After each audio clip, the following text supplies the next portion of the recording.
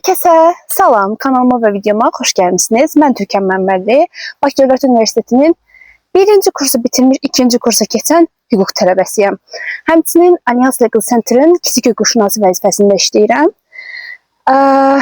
Bugünkü videomuz universitetə daxil olacaq şəxslərimiz üçündür ki, hansı ki, mən də 1-ci kursa yeni başlayan zaman bəzi suallarım vardı. Bir xanım vardı, UNEC'də oxuyanda Ayan idi. Ayan xanım sağ olsun, çox böyük ehtimal ki Ayan idi, tam yadımda deyil, sorry. Ayan xanımın TikTok'daki videoları sağ olsun, orada çox məlumat vermişdi. Ondan başqa yəni belə ağlıma gələn bir ad yoxdur, çünki demək olar ki Ayan xanım çox şey haqqında danışmışdı, sağ olsun. Bir qədər təsəvvürlər yaranmışdı universitet haqqında ya da universitetin ilk günü haqqında.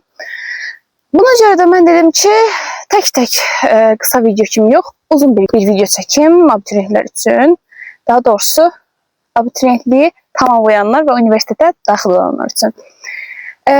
Deməli, gələk universitetin ilk gününə, amma ondan əvvəl, deməli, biz keçən il, 2025-ci ilin sentyabrın 16-sı idi, bizdə ilk dərs günü, səhv eləmirəmsə. Çünki 15-i birinci günə düşürdü. Birinci gündə bilib dərsimiz yox idi.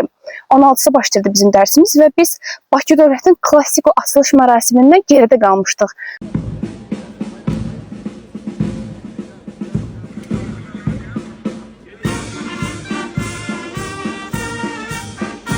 Demişlər ki, əslində kimsəsi gedə bilər, amma mən getməmişdim. 16-sı universitetə getməzdən əvvəl 12 sentyabr idi, səhv eləmirəmsə, bizi dəvət eləmişlər dekanla görüşə. Bizim klassik 9 nömrəli otaq var. Burada videosunu qoyaram. 9 nömrəli otağımız vardı. İri otaqdır. Hamını ora yerləşdirməyə çalışmışlar və hər kəs otura bilməmişdi. Təbii ki, o qədər adam o boyda otağa yerləşə bilməmişdi. Dekanla görüşümüz olmuşdu. Dekanımızın bir ifadəsini xatırlayıram. Demişdi ki, hüquq fakültəsində oxuyursunuz. Fakültəyə yaraşacaq şəkildə geyinin, hərəkət edin, davranın. Yəni, belə bir ifadə idi. Tam belə deyildi, amma buna çox oxşuyurdu da. İlk dəfə universitetə 10-da getmişdim. Universitetin işini falan görmüşdük. 10 mərtəbə yuxarı qalxmaqda ki, ayrı bir zülm idi. Bakı Dövlətə buradan təşəkkürlər. Onda gedəndə basic bir şey geymişdim. Maloslu rəng şalvar, qara rəng, qara sport tişört geymişdim. Amma universitetin ilk günü geyməyə və makyaja gəlsək, geyim olaraq belə bir şey geymişdim. İnşallah ki, görünürdür. Altda boz rəngi bir şalvar var, amma sadə deyil də, yəni nisbətən belə ofis tipli bir görünür. Qayış falan var deyə, belə daha rəsmi bir hava qatır. Üstədəki ağ uzunqol saroçka, atlas saroçka. Üstünədəki boynunda belə bir fulyar olan raket geymişdim. İlk gün çox soyuq idi, nəcəbsə. Onun da üstünə bu arada kufka atmışdım, krem rəngi, bayaq göstərdiyimizdə. Mən kombinim elə olmuşdu. Makyajdakı tipimə baxın burada. Belə bir makyaj eləmişdim, sapsadə. Çünki yəni, ilk gündür, kostyum geyməyə məncə çox da ehtiyac yoxdur. Kostyum yox da, sadə amma şık. Oldu mani tarzı kimi bir şey. Onsuz da mən o tarzı sevən biri olaraq, yəni, o üstdəki raketi ayrıca satılırdı, ayrıca almışdım. Onu görən kimi dedim ki, bu mənimdir. Hətta bizim Adiyak müəllimimiz vardı. Adiyak nədir? Azərbaycan dilində işgüzar və akademik kommunikasiya deməkdir. Elə bir fənnimiz vardı. Azərbaycan dilini biz üslublar falan kesirik. Onları daha da ərinləməsinə kimi bir şey kesirik. Məqalə yazmaq, bunlara öyrədirlər. Elə bir fənnimizdir. Həmin müəllimimiz məsələn, məni görüb şey eləmişdi. O da takıntısı vardı. Kostyumdur, rəsmi geyimdir falan. O da ilk günü bizə demişdi ki, bəs şeydir də, hüquq fakültəsində oxuyursunuz. Ciddi, nisbətən rəsmi geyinməlisiniz. 200 sənə kostyum alınca o ikon qadın idi də, yəni 200 sənə kostyum alınatın evə, dəyişik geyinin, bir şey edin. Yəni bunu qeyd eləmişdi. Hüquq fakültəsində rəsmi geyinmək ayrı bir şeymiş kimi. Məcbur deyilsiniz, amma geyinsəz yaxşı olar, gözəl görünür. İlk gün mən belə bir şey geyinmişdim. Kostyum geyinməmişdim ki, çox videoda şey qarşıma çıxdı. İlk gün birinci kursların don geyindiyini görəndə, abartı geyindiyini görəndə, kostyum geyindiyini görəndə tırsmışdım. Yəni, ona görə də mən belə bir geyim, nisbətən sadə görünən, amma həm də rəsmi və şux görünən bir şey tərcih eləmişdim. Makyajdakı, burada nəcəbsə gözümün altına dolmayıb konsealer. Wow. Ne demiştim? Baza, BB krem, concealer. Heç allıq falan da vurmamışam. Allıq vura bilərsiniz. Minnoş bir allıq. Golden Rose 04 idi deyəsən. O çox qəşəngdir. Bura qoyacağım şəklini. Ondan vura bilərsiniz. Çox təbii durur. Pomada, dodaq qələmi, gloss. Bunlar idi. Çox da abartı bir şey eləmişim. Gözümün üstünə falan da heç nə vurmamışam. Bir də tuş. Yəni, bacardığınız qədər ilk günü sadə getməyə çalışın. Çox da sadə yox, amma makyaj ən azından sadə eləyin. Hüquq fakültəsində oxuyursunuzsa, belə bir geyin yaxşıdır. Bizdə məsələn uşaqlardan sport geyinən də olmuşdu, tam sadə geyinən də olmuşdu. Yəni, abartmağa ehtiyac yoxdur. Mən ilk gün gedəndə, bura qoyacağım şəklini, belə bir çantayla getmişdim. Çünki ilk vaxtlar çox böyük çanta götürməmək istədim. Sonra gördüm ki, konspekt olsun, bəzi kitabların böyüklüyü olsun. Mən də ki, əlimdə kitab götürmək istəməyən bir şəxs olaraq, əlimdə kitabı keçən əlavə bir şey götürmək istəməyən bir şəxs olaraq iri çanta aldım. Bunu aldım sonradan. Əgər kitab falan tələbi yoxdursa, o boyda çanta almağa ehtiyac yoxdur əslində. Amma hüquq fakültəsində mən düşünürəm ki, mənə görə var. İlk gün gedəndə çantamız da qızlar, yəni bizim qızların vazgeçilməzidir. Çanta, balaca çanta ilə gedin. Qeyd tutmağa dəftərə ehtiyac varmı? İlk günlər çox vaxt mühazirə və seminar dərslərində, mühazirə müəllimlərin danışdığı, dərsi başladığı dərslərdir. Seminar isə bizim dərs danışdığımız, qiymət almağa çalışdığımız dərslərdir və qiyməti də ki 10 üzərindən alırıq. Məsələn 7, 3, 4, 5 falan filan. Seminar da odur. İlk günlər seminar da olsa, mühazirə də olsa, müəllimlər daha çox tanışlıq edirlər. Ola bilər, dərslər bu arada 90 dəqiqə olur. Ola bilər ki, ilk 45 dəqiqəsində tanışlıq olsun, ikinci 45 dəqiqəsində nəsə bir dərs keçməyə başlasınlar. Müəllimdən asılıdır, tamamilə müəllimdən asılıdır. Amma, yəni, ilk gündür, özünüzə çox da ağırlıq verməyəsiniz. Nə bilim, dəftər apara bilərsiniz, bir dənə balaca bir dəftər, not dəftəri belə olar, bu boyda bir şey də olar. Ya da ki, səs yazıb gəlib evdə qeyd edə bilərsiniz. Onun çox da bir fərqi yoxdur, yəni. Ev tapşırıqlarını qeyd eləmək üçün dəftərə desək, Stars'ımız var. Stars'da kimdir? Sinifin sinifkom kimi bir şeydir. Məktəb vaxtındakı sinifkom bərabərdə Stars'da. Stars'ımız qeyd edib, onsuz ümumi bir qrup açıb, həmin qrupda tapşırıqları qeyd edə bilər. Ya da ki, özünüz də telefonunuza qeyd edə bilərsiniz. Əlimizdə o qədər telefon var imişkən, dəftərə çox da ehtiyac yoxdur ilk gündən. Bu Stars'da dediyimiz şəxs necə seçilir? Məsələn, bizdə ən yüksək bal toplayan xanıma dedilər ki, Stars'da olmaq istəyirsən? Dedi, bəli, Stars'ımız odur. Bəzi universitetlərdə eşitmişəm ki, səs vermə edirlər. Bəs məsələn də ən yüksək bal toplayan ya da ki, səs vermə nəticəsində seçilən adam, namizəd istəməsən, təbii ki, digər bir səs vermə keçirilir ya da ki, ikinci ən yüksək bal toplayana verilir namizədlik hüququ. Heç Stars'da qrup yaradır, daha sonra ev tapşırıqlarını falan da qeyd edib ata bilir.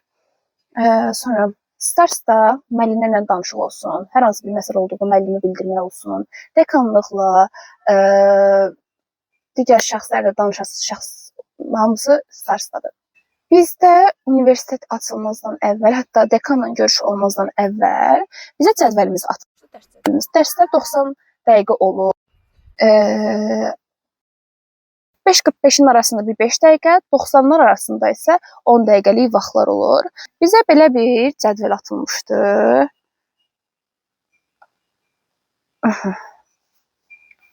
Belə bir cədvəl atılmışdı. İkinci gün biz dərsə gedəndə, birinci gündə bizdə X vardı, yəni birinci gün ümumiyyətlə dərsimiz yox idi. Birinci semestr boyunca bizdə birinci gün dərs olmuyor. Sonra artıq ikinci semestrdən dördüncü günlər olmamağa başladı. Hər semestr cədvəl yenilənir təbii ki. Deməli, bizdə birinci semestrdə ikinci gün gedəndə cədvəldə bütün xanalar doluydu. Sadəcə birinci xana 2 hissəyə ayrılmışdı. Yuxarısı doluydu bir qrup üçün. Aşağısı boş idi.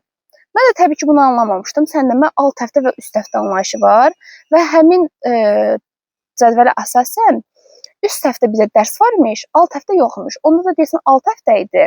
Mən gedib cəmaatın dərsində oturmuşdum. Bəli, boş yerə 90 dəqiqə cəmaatın dərsində oturmuşdum. Səhv eləməyəsiniz deyə bir qrupda elə burada bir yerlərdə izah eləyəcəm onu. Ki, gedib cəmaatın dərsində boş yerə 90 dəqiqə oturmayın. Sonra 90 dəqiqə yox deyəsən 20 dəqiqə qalmış dərsdən çıxdım. Yoxsa neynədim? Yoxsa müəllimdən mi soruşdum? Yadımda deyil. Amma durub sonra son 20 dəqiqə bufetdə oturmuşdum, o yadımdadır. Bakı Dövlətin məşhur tanınmış 1919 bufeti falan, bura görüntülər falan qoyacam. Görün, bilin, agah olun, tanış olun. Çox sıxlıq olur amma uşaqlar. İmtahan sistemi haqqında, imtahanlar haqqında bu videoda danışmışam. Başdan ayağa. Hətta imtahan vərəqi necə olur, onu belə A4-lər vasitəsilə göstərmişəm. Gedin oradan baxın. Artıq danışmayacağam. Sadəcə 34+17 nə məsələdir onu deyəcəm. Semestr boyu, yəni sentyabrdan yanvara kimi biz 50 bal yığırıq dərslərdən, seminar dərslərimizdən və kolloquiumlarımızdan. Seminarlar bizim dərs danışdıqlarımızda, kolloquium isə məsələn sentyabr ayı boyunca nə keçmişiksə, oktyabrın əvvəlində artıq onlar haqqında KSG kimi bir şey yazırıq. BSG-lərimiz isə, yəni semestr imtahanlarımız isə biri yanvarda olur, biri də ki iyun ayı boyunca olur. 34 bal və 17 bal. 17 bal mütləq yığmalı olduğumuz, 17 yoxdur, 16 bal yığsaq kəsildiyimiz imtahan balımızdır ki, hansı ki biz yanvarda və iyunda imtahan veririk. O 50 ballıq imtahanda əgər ki 17 yox da 17-dən aşağı bir bal yığsaq kəsilirik. Ona görə də 17-dən yuxarı yığmalıyıq. 34+17-nin 17 hissəsi odur. 34 hissəsi nədir?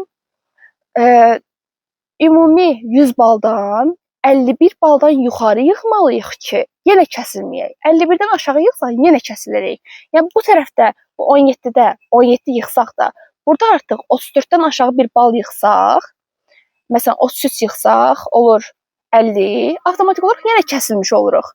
Ona görə də birinci semestrdən 34 yığsaq yaxşıdır ki, bu tərəfdən ən azı 17 yığıb keçə bilək, kəsilməyək. 34+17-nin mənası odur.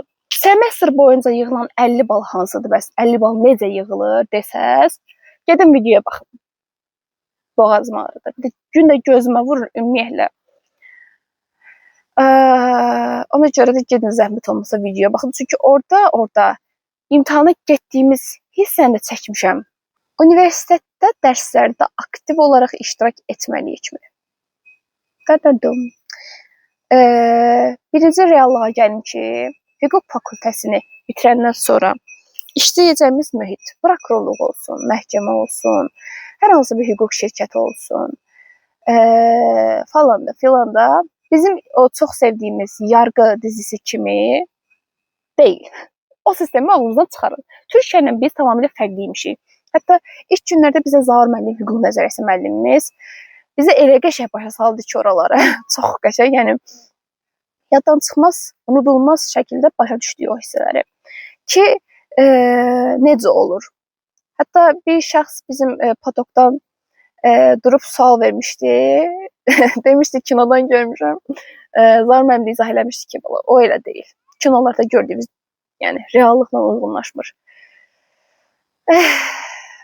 Həvəsinizi qırmaq kimi olmasın, həvəsinizi qırmayın. Yenə də hüquq mükəmməl bir sahədir. Bəli. Düzü çox oxumaqdan yorula bilərsiniz. Mülk məcəllərini görəndə qorxa bilərsiniz. Məsumə xanımın kitabını görəndə qorxa bilərsiniz. Amma narahat olmursunuz. Nə sualınız olsa, fakültə ilə, semestrlə bağlı və ya fənlərlə bağlı. Hətta mən deyirəm ki, Bakı Dövlətin hüququna qəbul olanlarla bir yerdə balaca bir görüş keçirdək. 1 saatlıq, 2 saatlıq. İzah eləyək, fənlər necə oxumalıdırlar, elə belə, yəni təcrübələrimizi bölüşək. Çünki biz çox əziyyət çəkmişik. Hətta mən ilk dərslər heç başa düşmürdüm. YouTube-da axtardım ki, bəlkə riyaziyyatı məsələn Nicat müəllim izah eləyir deyə, bəlkə onun kimi bir video çıxar, heç biri çıxmamışdı. Ah, o günlər getsin, gəlməsin. Amma sizə bir şey deyim, bizə deyirlər ki, ChatGPT-dən istifadə eləməyin. Hüquq nəzəriyyəsini başa düşmürdük deyə. ChatGPT-dən hazırladığımız uşaq dilində konspektlər o qədər işimizə yaradı ki, yəni bir var əzbərləmək, bir var başa düşmək. O konspektlər sayəsində ChatGPT ürəkdir də, yəni o konspektlər sayəsində biz o qədər qəşəng başa düşdük ki, o hissələri. Üstəlik bizdə konstitusiya fənnini tədris edən Sübhan müəllim də sağ olsun, o da çox şey izah edirdi. Ümumiyyətlə konstitusiyanın hüquq nəzəriyyəsi bağlıdır deyə, hüquq nəzəriyyəsi ümumiyyətlə hər şeylə bağlıdır. Deyə avtomatik olaraq çox kömək olmuşdu. Bayaq patok dedim. Patok nədir, qrup nədir? Qrup, məsələn bizim qrupda 23 nəfər var. Bala görə sıralanır. Patok bölünür. Məsələn, bir patokda 3 qrup. 1678 qrupu, 1680 qrupu, 1682 qrupu, 3 qrup birləşib 4-cü patok yaradır. 4-cü patok, 1-ci patok, 2-ci patok, 3-cü patok, 4-cü patok. Belədir. Kollokviumlar yazılı da ola bilər, şifahi də ola bilər, müəllimlə asılıdır. Biz o məktəbdə rahat-rahat dərs buraxırdıq, qayıb alırdıq, heç bir şey yaramırdı ha. Universitetdə o elə deyil. Bəli, o elə deyil. Universitetdə o elə deyil. Bəli. Müəyyən bir qayıb limiti var. Həmin qayıb limitin keçəndən sonra limitə düşürsən və imtahana buraxılmaya da bilirsən. 10 bal üzərindən qayıb nə qədər, məsələn də 2 qayıb alarsansa 1 balın gedir. Olur 10 baldan 9 bal. O 50 ballıq semestr boyu 50 bal yığırıq. Oradan məsələn 1 bal düşür qayıba görə. Hər fənnindəki öz dərs saatına görə qayıb limiti mövcuddur. Məsələn 2 qayıb buraxsam, 3 qayıb buraxsam nə qədər düşür bal? Hər biri ayrı-ayrıdır. Onu da sıxım şəkildə sarsalarız atır qrupa. Ona görə də qayıb almamağa çalışın ki, boş yerə 10 balınız düşməsin. Dərslərdəki məsələn birinci kurslarda çox vaxt, birinci və üçüncü kurslarda səhər növbəsi olur. Səhər saat 9-un yarısından bizə başlayırdı. 2-yə 25 dəqiqə qalmış bitirdi. İkinci semindəki günorta olur. Günorta tam dəqiq bilmirəm necə başlayır. İnşallah bu il görüb biləcəyik. Daha sonra könüllülük və işləməyə baxsaq, birinci kursun birinci semestrində könüllülük olar da, yəni uzun müddətdə çox da bir şey deyil əslində, amma işləməyi birinci kursun birinci semestrdə çox da tövsiyə eləmirəm. Çünki birinci kursun birinci semestri elə bir dövrdür ki, yəni təzə bir yerə başlamısınız, təzə bir, yəni heç bilmədiyiniz bir yerdir, imtahan sistemini bilmirsiniz, imtahan haqqında, kollokvium haqqında, seminar haqqında heç də bilmirsiniz. Müəllimin xasiyyətini tutmaq məsələsi var. Müəllim nə istəyir, onu başa düşmək məsələsi var. Dərsi necə oxumaq lazımdır, necə qavramaq lazımdır, o məsələ var. Yəni hamısı bir-birinə dəyib, imtahan stresi bir tərəfdən var ki, heç görmədiyin, heç bilmədiyin bir imtahandır. Ona mən necə hazırlaşacağam, necə kəsilməyəcəm, necə stipendiya alacağam, stipendiya məsələsi qalıb ələm. Bu mövzular var deyə, avtomatik olaraq insanın nəfəs almağa vaxtı qalmır. Birinci kursun birinci semestrsə gedib işləyib nə edəcəksən? Yəni çox böyük ehtimal ki, qiymətlər çox aşağı olacaq. Çünki bir-iki tanışım var. Birinci kursun birinci semestri həm işləyirdi, məsələn, məhkəməyə gedirdi, həm də ki, dərslər falan toxuşurdu bir-birinə və bir-iki fəndən kəsilmişdi. Tövsiyə eləmirəm, yəni. Çox da sıxıntıda deyilsinizsə, zəhmət olmasa işləməyin. Birinci kursun ikinci semestrindən gönül rahatlığı ilə işləyirsiniz sonra. Qaçmır. Mən özüm Alyansda işləməyə yanvarın 29-undan başlamışam. Yox, 28-dən başlamışam. 29-u da ən axırıncı multikulturalizm imtahanımız idi. Yarım ştat işləyirəm, amma yay boyu təbii ki, özüm daha da təcrübə qazanım deyə full gedirəm. İkinci kurs, ikinci semestr dərslərimə təsir elədimi? Heç yox. Bilsin nəyə görə? Məsələn, tutmuşdum bu bir. İkincisi də ki, mən birinci semestr boyunca nə edirdim? Evə gəlib çatırdım. Saat hardasa 4-də qalmış, belə gəlib çatırdım. Sonra yemək yedim, namaz qıldım. Biraz telefona baxdım. Saat 5-də, 6-da yatırdım. 9-da dururdum. Rovno 9-da dururdum. Saat 12-yə kimi özümə vaxt qoyurdum. 12-yə kimi yəni 9-da durub 12-yə kimi boş-boş telefon, o, bu. Yəni onsuz görürdüm ki, şeydir də, yəni 12-dən sonra mən oxumağa başlayıramsa, avtomatik olaraq onsuz da işdən gələndən sonra da, yəni də 12-dən sonra başlaya bilərəm. Niyə başlaya bilməyim ki? İş vaxtı, ikinci semestrində elədim bəs. Səhər universitetdən çıxdım, işə gedirdim. İşdən saat 6-dan çıxdım. Saat 8-ə işləmiş, 8-in yarısı belə çatırdım. Yemək yedim, namaz qıldım, yatırdım. Saat 9-da falan yatırdım, 12-də dururdum. 3 saat polunu bəs edirdi. Sonra başladım dərslərimi oxumağa. Bu arada ChatGPT yenə deyirəm, çox-çox köməyimiz olub. Hər şeyi ChatGPT eləmək yox da, məsələn, biz 3 nəfərlik qrup qurmuşduq, mən və Xədicələr. Mən ancaq araşdırma edirdim, onunla soruşurdum, bundan soruşdum ki, necə olur, nə olur, yeni texnikalar falan tapmağa çalışırdım. Xədicə Məmmədli,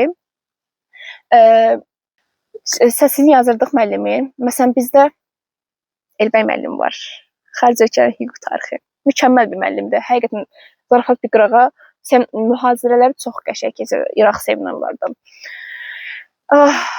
Bəli. kəsən müəllimdir demək istəmirəm. Kəsən müəllim deyil. Oxuyana, yəni özün öldürüb əzbərləyənə yəni mükəmməl qiymət verir. Mən ancaq 9 almışam bu arada o seminarlarından. Kolokviumlarda da ən axırıncısından 6 aldım. O da ki, xəstə girdim imtahana, ona görə idi. Hə, Məmmədli Xədicə həmin səsləri yazırdı sırayla. Və hər səs yazsam da ki, dərsə uyğun adlandırırdı. Çünki elə müəllimlər var ki, mühazirədə sırf kitabdan danışır, kitabda yazandan heç bir kənar bir şeydən danışmır. Amma elələri var ki, o qədər fərqli şeylər danışırlar ki, onu mütləq yazmaq lazımdır ki, seminarlarda danışa biləsiniz ya da ki, kollokviumlarda qiymətiniz kəsilməyə. Və mühazirələrə bacardığınız qədər, bilirəm, sıxıcı ola bilir bəziləri, amma bacardığınız qədər qulaq asmağa çalışın. Çünki qulaq asdığınız mühazirə dərsi oxuyanda seminar üçün o qədər köməyi bizə çatacaq ki. Amma mühazirəyə qulaq asmadan da pis yola çəkmək kimi olmasın, almaq olur. Biz məsələn, bəzi dərslərdə ümumiyyətlə mühazirəyə qulaq asmadan gedib 48-49 almışdıq, yəni imtahanlardan. Düzdür, mühazirələrə qulaq asmadığımız fən müəllimləri bizim seminar müəllimlərimiz deyildi, yəni bizim dərs danışdığımız müəllimlər deyildi. Yəni ona görə bir tərəfdən də rahatdır. Yoxsa mühazirəni bizdən tələb eləsəydilər, biz necə ki Elbəy müəllimin dərsində can başına dəftərdən falan yapışmışdıq ha. Elə yapışmalı olardıq, çünki müəllimlər tələb eləyirlər. Süleymanova Xədicə isə ChatGPT vasitəsilə, düzdür, mən öyrətmişdim konspekt çıxartmağı. Mənim ChatGPT-im yaxşı çıxardırdı ilk vaxtlar. Sonra gördüm ki, pis gündə çıxardır. Xədicənki bu çox qəşəng çıxardırdı. Semestr boyu mən axtarış elədim. Yeri gələndə konspekt çıxartdım, yeri gələndə səs yazdım. Multiplayer, multitasking. Məmməli Xədicə səs yazılarını həll elədi və Süleymanova Xədicə isə avtomatik olaraq konspekt çıxardırdı. Biz iş bölümü eləməsəydik, təbii ki, çox çətin olardı bizə. Məsələn, mən işdə olanda artıq Xədicə başlayırdı. Yatıb durub başlayırlar həll eləməyə də həmin işləri. Sağ olsunlar. Buradan onlara. Dost ətrafı çox önəmlidir. Hər iki Xədicədən çox-çox razıyam. Nə yaxşı ki tanımışam. Nə yaxşı ki universitetin o ilk günü birinci Xədicə gəlib oturmuşdu. Sonra mən oturdum yanına. Bizim də yanımıza o birisi Xədicə oturdu. Nə yaxşı ki tanış olmuşuq. Hətta 16 sentyabr tanış olub 17 sentyabrdan qrup açmışdıq. Tapşırıqları bölə bilmək üçün də, yəni. Həmin günlər. Bacardığınız qədər şəkil çəkin, video çəkin. Xatirələr çox qəşəng bir şeydir. Yəni baxıb şey edirik biz. Gülürük, şey edirik. Ay da burada da gündəyik. Ay da burada falan dərs idi, yadınızdadır. Stres olmayın bu arada dərslərə görə bacardığınız qədər. Yəni biz 2-ci semestrdə Məmmədli Xədicə ilə mən yəni imtahanlara pis gündə girib yaxşı çıxırdıq. Yəni təsəvvür mədə ağrısı, baş ağrısı, xəstələnmək, o bu. Elbəy müəllimin deyirlər ki, imtahanda qəşəng qiymət yazır. İmtahana qədər ki, period isə çox çətin keçir. Adam yəni seminarda çox da sıxır, eləyir falan deyirdilər. Amma mən seminarlar vasitəsilə 50 baldan 46 bal yığmışdım. İmtahanda getdim 36 mı, 37 mi, yadımda deyil tam. Elə bir bal yığdım. Dərslərdə aktivlik göstərməyə gəlsək, yəni o dediyim semestr boyu ilk 50 balı yığmaq üçün aktiv olsaz, əslində yaxşıdır. Kim müəllimdən çox şey asıdır həqiqətən. Ola bilər ki, çıxdınız, seminar danışdınız, heç əvvəlki aktivliyinizi nəzərə almadan elə şeylədir. Çünki bu daha çox az ehtimallı düzdür, amma yenə də müəllim var ki, yəni şeydə aktivliyi nəzərə alır. Yəni müəllimdən asılı olan bir şeydir o. İmtahan sistemi haqqında dediyim kimi bu videoda A-dan Z-yə nə var, nə yox, hər şey, nöqtə və vergül, biletə kimi göstərmişəm də, yəni necə olduğunu. Kosmetik vasitə alış-verişi haqqında bu videoda danışmışam ki, mən ilk vaxtı alış-veriş edəndə nələrə pul vermişdim, ziyan olmuşdu siz verməyəsiniz deyə. Ümumiyyətlə, universitetin birinci günü və universitet haqqında bugün danışdım. Başqa bir şey yadıma gəlmir. Əgər universitetin birinci günü haqqında və ya ümumiyyətlə Hüquq Fakültəsi, Bakı Dövlət Universiteti haqqında başqa hər hansı bir sualınız varsa, rəylərdə qeyd edin. İkinci part 2 çəkərəm videoya. O türlü digər suallarda cavablandırarıq. Əslində belə universitetdə olan könüllülüklər, klublar falan haqqında, TGT, TİK, TEC, könüllülər haqqında məlumatlar qaldı, amma onları istəyirəm ki, Bakı dövlətdə olan TİK-in sədri, TGT-in sədri ilə ayrı-ayrı, ya da ki, TGT-də, TİK-də fəaliyyət göstərən sədrlər olsun və ya ayrı bir uşaqlar olsun, onlardan müsahibə şəklində götürmək istəyirəm ki, siz də başa düşəsiniz. Yəni həmin təşkilatın və ya könüllülüyün məqsədi nədir, məğzi nədir, nə olur, nə olmur, hansı daha yaxşıdır, hansı sizə uyğundur, sizin üçün yaxşıdır. Onlar haqqında ətraflı məlumat ala biləsiniz deyə sədrlərlə və orada fəaliyyət göstərən uşaqlarla ayrıca bir video çəkəcəm. Bu heç, bunu qalsın qırağa. Başqa məncə bir şey qalmadı. Əgər qalıbsa, hər hansı bir sualınız varsa, rəylərdə qeyd eləməyi unutmayın. Özünüzə çox-çox yaxşı baxın. İxtisas seçimində indidən hər birinizə dəyərli abituriyentlər uğurlar arzulayıram. İnşallah könlünüzcə olar. Özünüzə yaxşı baxın.